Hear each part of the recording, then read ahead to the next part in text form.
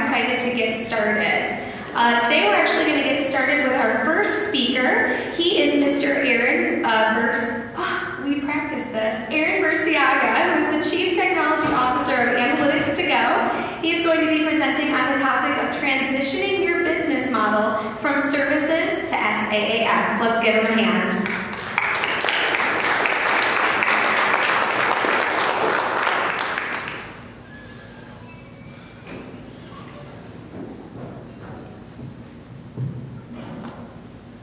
All right, well, I don't want to stand behind the podium because I think I'm going to be challenged by the height of that podium. So I'm going to come out here. Plus, it makes for a more energizing and interactive keynote. And I hope that along the way, you'll ask a few questions. I invite you to interrupt me, raise a hand. And there's actually a few times I'm going to stop and I'm going to poll the audience. So again, try to make it interactive. Nothing like day 2, the 9 a.m. or 9:10 keynote. So we're going to try to really elevate our brains here a little bit, elicit some thought. I'm not going to dive into things too technical, right? I don't think any of us are here to give away trade secrets. However, I am going to challenge you to think about how we transform using artificial intelligence, or whatever term du jour there is, data science, machine learning, to really move like we never have been able to before from the services that we've had today, brains on sticks, to the software as a service that we need today and tomorrow. The future is now, it's already happening. And I'll discuss how I helped deliver some of that at previous employers and where we're delivering it today at Analytics to Go.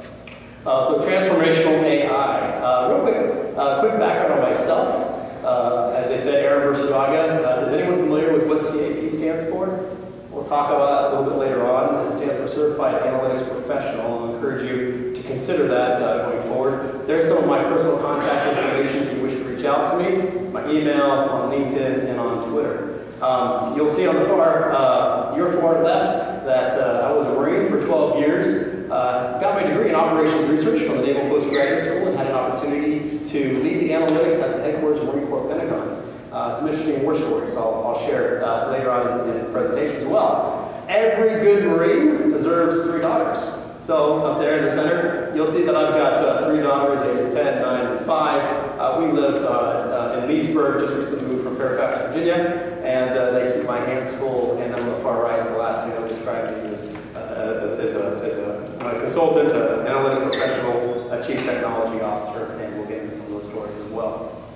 But as you can see there, from left to right, there's a little bit of a story. I went from wearing a khaki uniform to having a child on my shoulders to then trying to look as sleek as I can out in the business world. Well, that's a little bit of my transformation as a person.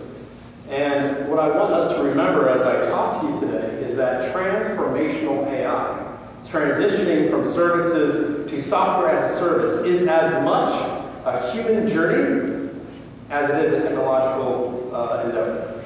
And we're going to talk a little bit about both the art and the science, the left brain and the right brain, and the brain stem that have to come together for you to be truly successful in transitioning from those services to software as a service with cloud, compute, and AI. So that word transformation, another word that I'll throw in there is molting. I think that in a lot of ways in my life I have molted. What are some animals? So first question.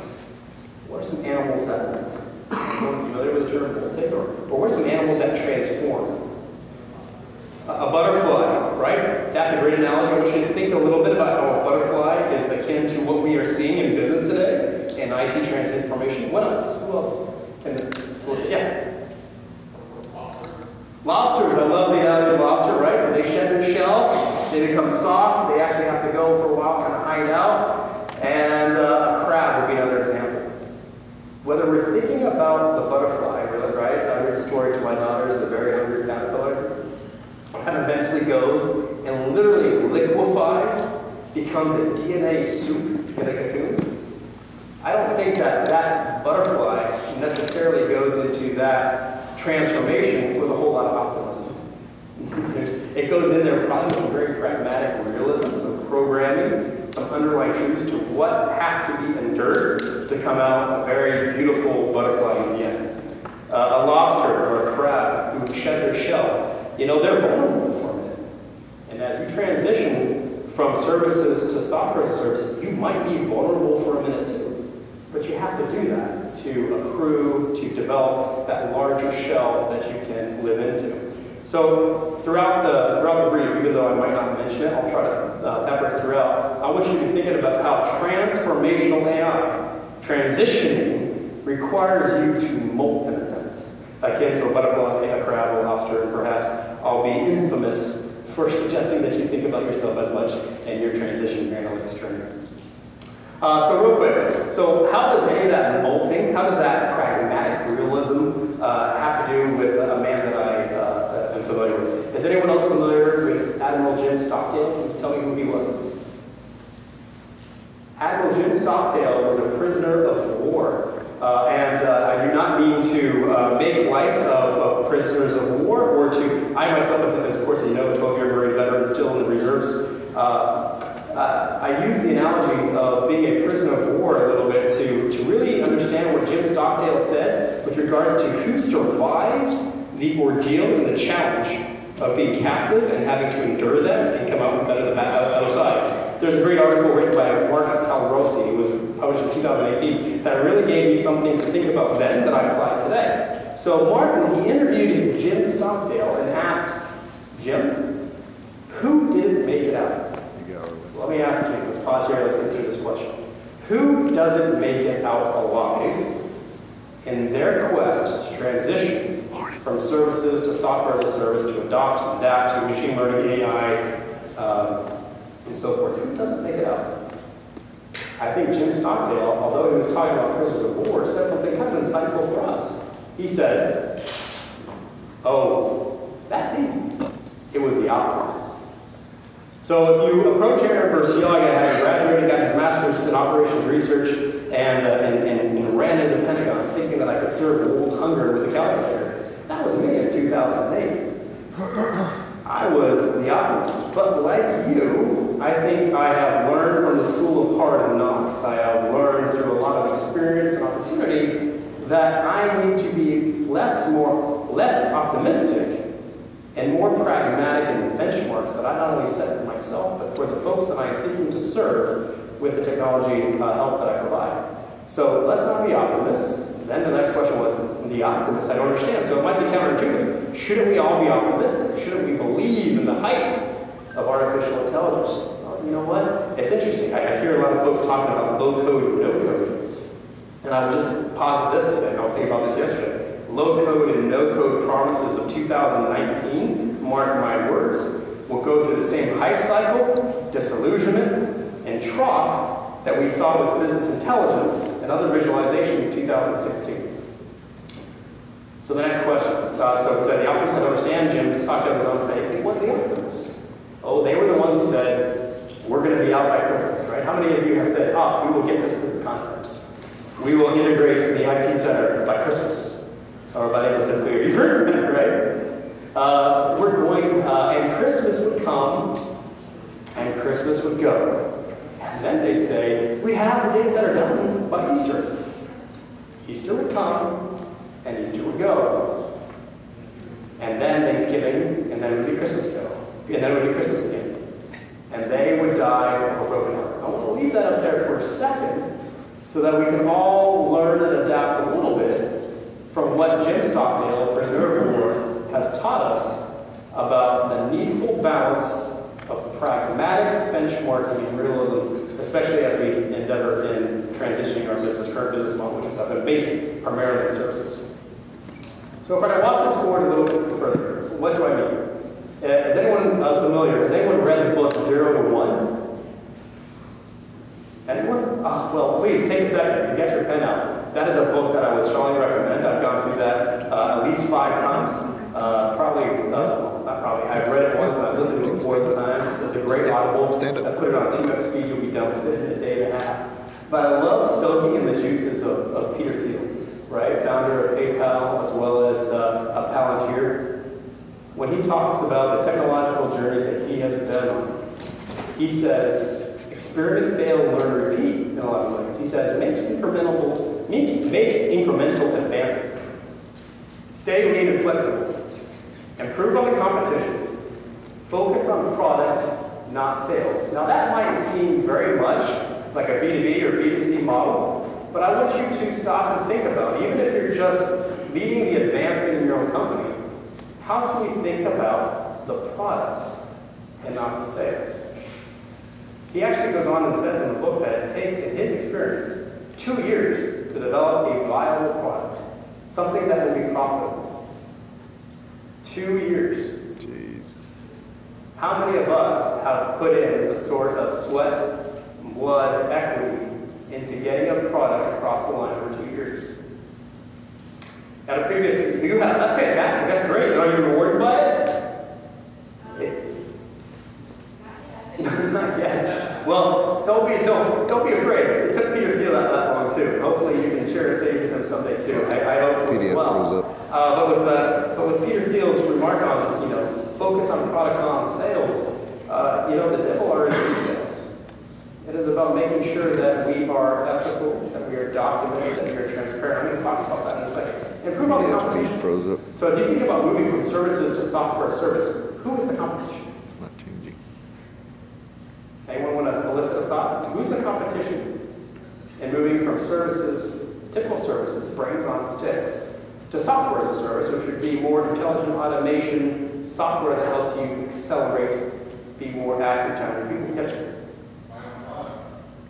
Your own. I love it. And how do you do that? Well, I think what came up from something Steve Jobs said is that Steve Jobs said that he always is competing with the current product that he has out. That's the biggest competition. Their competition was never Android. It was when they're releasing the iPhone 6, it's the iPhone 5. Yeah, and so in technology, I love what you're saying, your current product. I think what Steve Jobs, Apple, Google, others have done well is they've really integrated this thought of the customer journey, the product roadmap.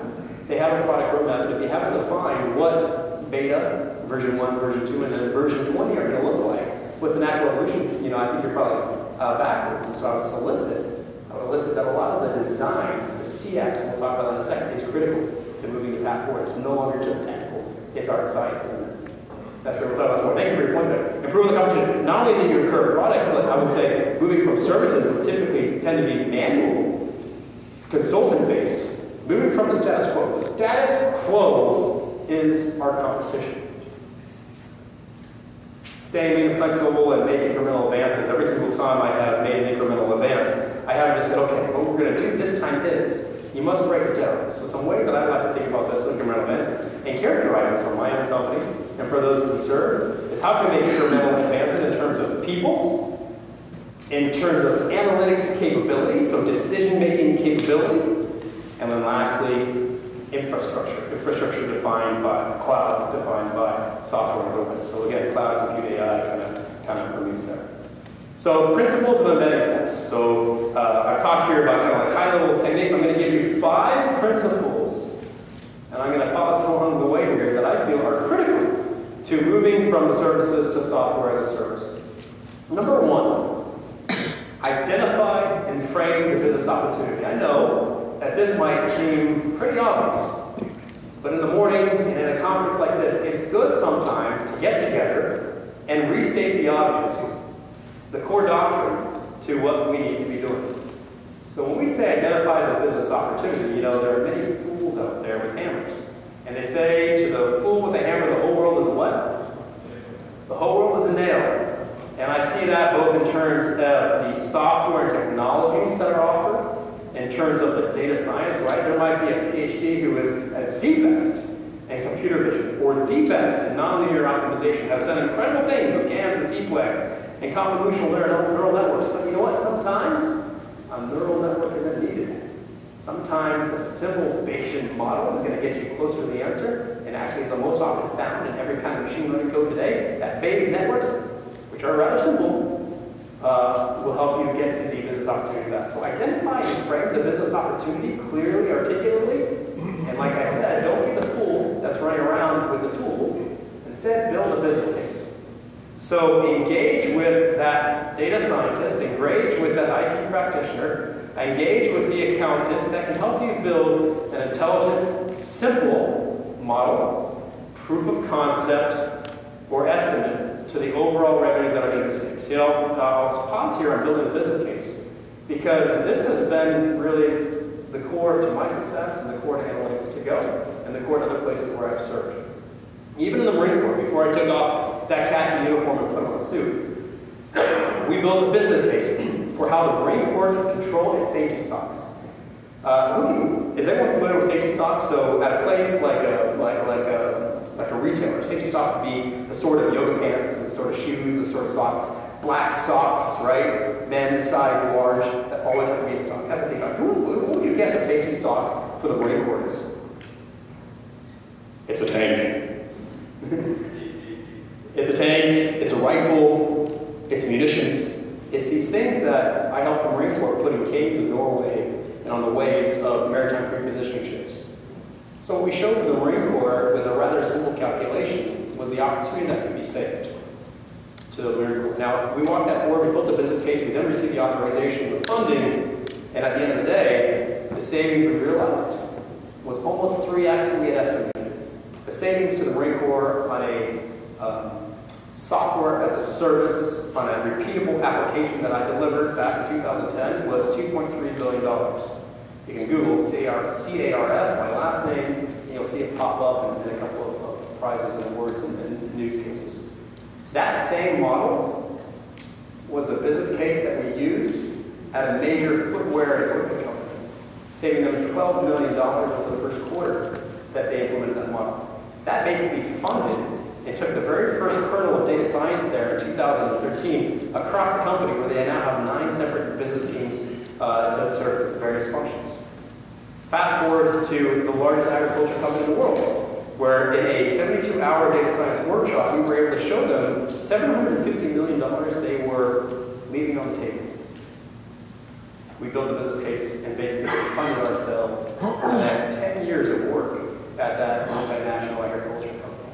So building a business case can be powerful. And I would say a new acronym and concept that I would share with you is BYC, build your concept, and then PYC, prove your concept. And to prove your concept, it's not just about having a nice conceptual model or a nice proof of concept that show the money, that show the opportunity, revenue, budget, time. But you're going to have to scale that. And scaling that sometimes will involve working with a small business. I'm sure those are efficient and good. But also it's going to be important to work with large corporations, large companies, so that you can standardize on platforms that will be a viable product going forward. Microsoft has done a lot recently with Azure, with Dynamics and 365. There are the offerings from AWS, there are the offerings with Google. Having a standardized platform from one of the large makers is valuable, while you also have perhaps small business and other integrators. Having relationships with academia, with universities, with other research associates and partners has been some of the most valuable and quickest proof to concept for me. I've had several professors help me develop ideas, both from the Naval Postgraduate School as well as from MIT, Georgia Tech, Brigham Young University, University of Cincinnati, and I encourage you that if you don't already have those relationships, that you seek to develop them and have them on a short leash to help you. They're always happy and hungry for your grants and dollars. Fourth, this is where we start to get back. Now, bullets number 1, 2, and 3 was a little bit about the data science, right? About the computer science, and then as well as the domain knowledge, but then the sustained organizational rollout. So this is more art than it is science. This is more leadership than it is anything quantitative.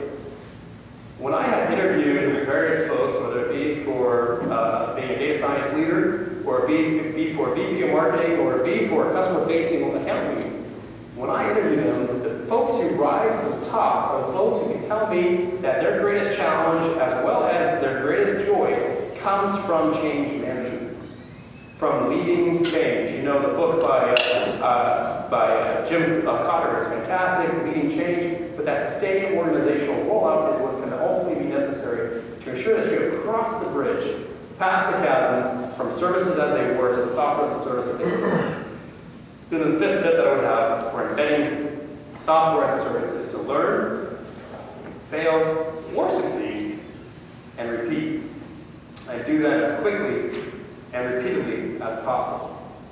If you're not able to pick yourself up, dust yourself off, and repeat in the face of failure, then your first proof of concept, especially as you report back to the C-level executives who funded it or believed in you, is probably going to result in a short tenure for you and a short tenure for those folks who are helping you. You need to look at them and accept, acknowledge the failure, and say, well, what happened was, how we can adjust is, and the findings or recommendations should be. I find that in a lot of reports that I have seen, both developed by my teams where I've had to revise them, or where I've seen my competitors give, I've looked at artifacts from previous efforts at previous clients, that they really jump into the tool, they jump into the results, and then they jump into the next big cross-sell or upsell.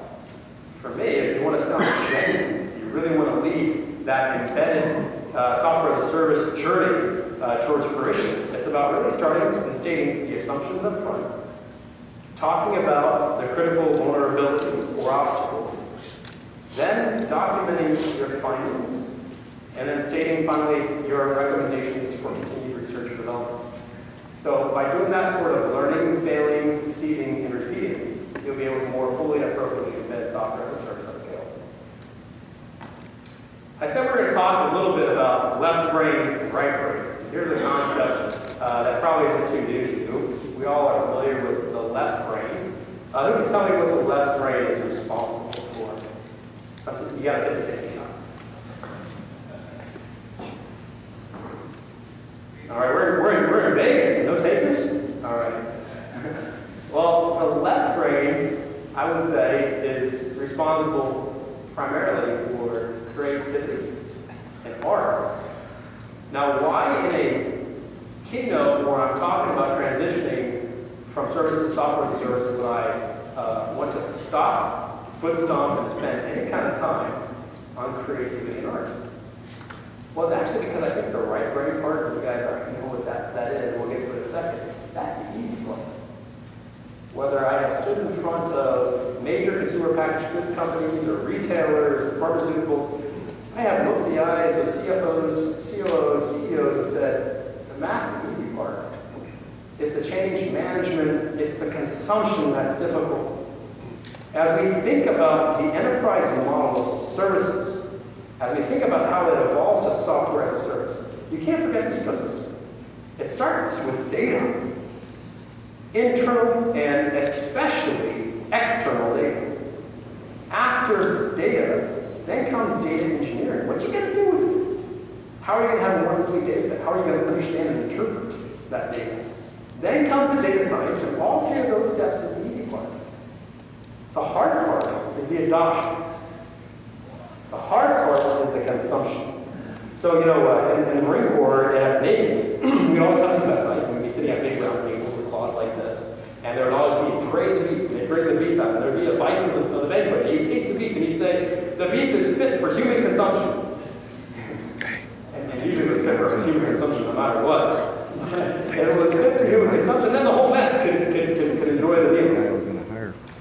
We don't parade the beef enough in our corporations. We don't parade the results. We don't parade what we seek to operate enough. There is no thorough test by the mice to say the beef, or better, the data and insights are fit for human consumption. I see the head nods. Why is that? It is because we have been too technical. It's because my right brain is a little too hyperactive. I need to learn and evolve, and the fun evolution, the fun molting that I have had over the years, having come out with degrees in engineering and data science and operations research, is pitting on that CX rose. CX, what's it stand for? Customer experience. Thank you for saying. I'm thrilled that more than a few in the audience understood what customer experience is. And what I want us to appreciate is customer experience doesn't necessarily mean the mom or the dad who's picking up that can of soup at a Kroger. It doesn't necessarily mean the kid who's putting on a pair of soccer shoes and walking out the door. Yes, that is a customer, but you've forgotten 100 customers between them and that ultimate consumer of the product. You've forgotten that the transportation officer, you've forgotten that the inventory manager, you've forgotten that the product planner, category manager, VP, that they are all customers too. You are talking about the consumer and not the customer. And that is what I love, and that's what I really want to preach to you with regard to software as a service, is that the CX is fundamental. The answer can be 42. No one got that. The answer can be 42. But what does 42 mean? Right on. What do I do with 42? So we have to design. It is by no means enough today for an answer to say a discrete thing. It must say that discrete thing to a purposeful someone.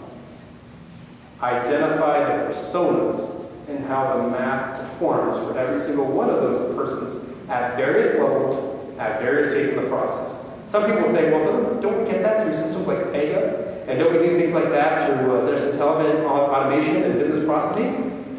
Yeah, we did. But the marriage, the hopefully awakening, I want everyone to leave here woke, the awakening that we have is an understanding that the left brain, the CX, must match with the right brain. So I want to give you the challenge to do some more literature review or perhaps talk with me more on CX. I'm tweeting and talking an awful lot about these days. The right brain, logic, science, and math. So my shorthand for that is AX, that's analytics. So being able to, again, take some time to step back and understand what's mathy enough to really make sure that you have a good analytic process to identify the analytic opportunity, delve into the data after you've got an analytic opportunity in the data, and then next stepping into the analytic model development. I said at the beginning of the brief, who knew what CAP was, Certified Analyst Professional. I would like to encourage you to also scribble on your notepads, certifiedanalytics.org. I find that in today's world, there is not oftentimes a bar held high enough for those folks who are having millions of billion-dollar consequence on government and on corporate affairs. We've seen a lot of this in the news, some terrible things that have happened at H&M and other misclassifications on machine learning and otherwise. Is there a standard? Who in here would go to a dentist without DDS next to their name? Anyone raise it? All right. Then why would you never go and employ or work with an analytics professional that does not have CAP next to their name? You know, a dentist might botch my filling. I can probably get that fixed. A data scientist can have consequence of losing billions of dollars of revenue. That is much harder to fill. So I want to encourage you to think about certified analytics when it comes to the right brain. Now the brainstem, this is actually how I'm going to all bring together. I know we talk a lot about left brain and right brain, but STEM, and I don't mean science, technology, and math, I actually mean that thing that runs back, the column that goes back to the brain. What does a brainstem connect to? It connects to your nervous system. So as you are leading yourselves from services to software as a service, consider the left brain. How do I need to be creative? Who am I engaging? What's the customer experience on all levels? What's the right brain? What's the goodness of my math? But then, what is my flow of information? Both that comes into and that goes out to. That nervous system that not only connects to the brainstem, but goes down to my cuticles, that goes down to my toes and throughout my knees that say they're aching from the run today. That nervous system is critical to comprehend and understand, and engineer for. So it is by no means enough to be an IT manager. You have to be an IT expert, a CX expert. You have to be an information flow expert. You have to know how to bring all these things together. Now, is a John or a Sue who just graduated university with a bachelor's or even a master's going to be capable of doing that? No. But they'll have a career roadmap that can get them to that eventually somehow and someday. And I hope that the folks that I'm talking to in the room, that this makes sense and that you've had the work experiences to be able to step up and pin on that idea of the CX, AX, and IX journey. Just a few more slides before I conclude, and we might have just time for one or two questions. But the industrialization of SaaS. It's in the headlines, ripped from the headlines. Even recently, Microsoft acquires a data analytics company. Why? To really embed the data science into their organization, a group out of Israel. Salesforce acquired Tableau in a clear shot to Microsoft. So Salesforce is also looking to see how they can visualize the insights more better. But also, how to develop the process that can take it from end to end. And then SciSense, one of the folks who develop a lot of white labeled and analytics applications, they acquired Periscope data to integrate more external data and data science solutions. So these things are happening to the tune of 15.7. I think Logi Analytics also just recently acquired a company. I think the headline was another one bites the dust. They are being gobbled up. I don't think gobbled up, but they're all being gobbled up soon because you see folks really starting to understand and embrace a software as a service model, and you cannot move fast enough in your company or the services that you provide. So I'll conclude with this: the SaaS feedback loop. As I said, Analytics to Go and Accenture and Booz Allen, where I led activities before, we really turned insights into applications, things that can move more quickly, accurate, time, and repeatable. So as you think about this application, right, I always push answers to an edge device that can move through a web application, really the future of computing, working in the cloud. That does 4 things. It optimizes your software as a service. If you think about your services model to your software as a service model, your software, your codified thing, must optimize the process, improve on the product that you had, or the process that you had. Optimize. Second, it must transform that service. It must become something new. How it molts, how it grows, how it is hardly recognizable from what it was because of the efficiencies, the value, the security, or the personalization that it affords is critical.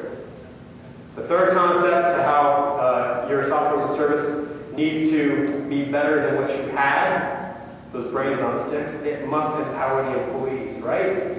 Employees before felt like they always had to have a smart guy sitting next to him or her, or a smart girl sitting next to him or her. Empower the employees by being able to reach into the machine and automate and repeat the artificial intelligence. I remember when I left the Marine Corps after I'd done that $2.3 billion study, they said, "What's going to happen when you leave?" I said, "Don't worry. I'm going to turn it into an application. I turn it into a web application that can repeat. Any monkey can go in there after me and run the bootstrap cursive partitioning neural networks that I created, and it just required a click of a button. It's broken a few times, but they've been able to get other people to come in and fix it. But I empower the employees, the colonels and the generals, we're able to grab those insights without having Aaron Burciaga chained to a desk. And then lastly, it must enable action. With analytics, it must be as easy as click, click, boom. You know what? Amazon has practically a key to my wallet. They know that I'm in Vegas. They know that I ordered a book that I need to read before a meeting on Saturday. Why was it so easy? Because I could buy now with just 2 clicks. The insights and the way in which we serve our businesses or serve our clients must be as easy as that. Click, click, boom. Click, click, action. Enable action within your company, for the clients you serve, or for the end consumer. And that's how we'll know that the beef is fit for human consumption. I'll end with 3 Bs, and I won't have time to go on these very much. But in terms of 3 things that I recommend you be, so these are things that you and your company and your service offering should be to be a scalable software as a service. They are these, and I've got 1 minute. They are, 1, be thoughtful, which means your analytics should be transparent, explainable, and morally awake, documented, validated, verified, and accredited. You should be gritty. Again, bringing in quotes from heroes of mine. We're surrounded, now I adapted this quote, right? We're surrounded by issues that lack insight and data. That simplifies the problem. I would say that's characteristic for almost any agency. They're surrounded by the enemy. Shoot in any direction, and you'll kill somebody worth killing. Or you will be able to fight your way out. You'll be able to make incremental success. Back to that evolution that we talked about at the very beginning. And then lastly, be resilient. So these are 2 recent tweets that I share oftentimes go on a 5-day share of thought. I say, be resilient, be adaptive to situations and recover quickly. Take responsibility for results. Your results are the product of what you have endured and how you learn. And I think being resilient is also about having some liberal education.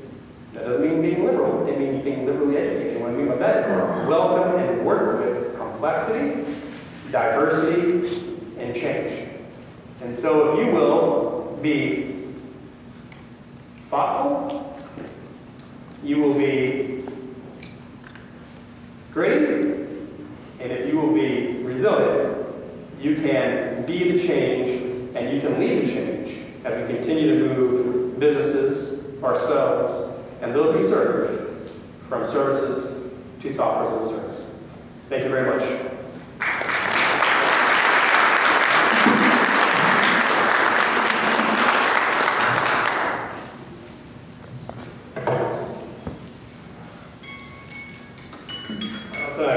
She said we have time for one or two questions. Does anybody have a question or perhaps a critique? If there are no questions for you, if you don't have any questions for me, I have a question for you. Okay, question for you, and I'll give you my answer too. What's been a recent read that has really helped you develop your thoughts on transition to the software as a service, where machine learning, data science, and artificial intelligence are anything? Does anything come to your mind recently? Any great books? I always like sharing books. I actually have a summer reading list that I put on Twitter and LinkedIn every year. Okay, yeah, sir. Better, Smarter, Faster. Ooh, I have not read that one. Who's that by? It is, gosh, I'd have more credibility if I wasn't blanking on the author's name. It's a book about mindset. So it's all about building mental models. And it's not directly, it's not a direct answer to your question, but it's all about how people think. You know, I read a book called Atomic Habits recently, which I think is similar, and though it's not written for the data science audience, it had so much application, and I, borrowed freely from it in some of the thoughts that I've developed this year. I love that. That's great. I think you have to be a ferocious reader to have something valuable. Thank you. So better, faster, stronger. Better, smarter, faster. Better, smarter, faster. Look at you, Maria, trying to get some possible. All right, and then the two books that I would share for you, then I would say, if you haven't read Superintelligence, that is an excellent book by Nick Bostrom.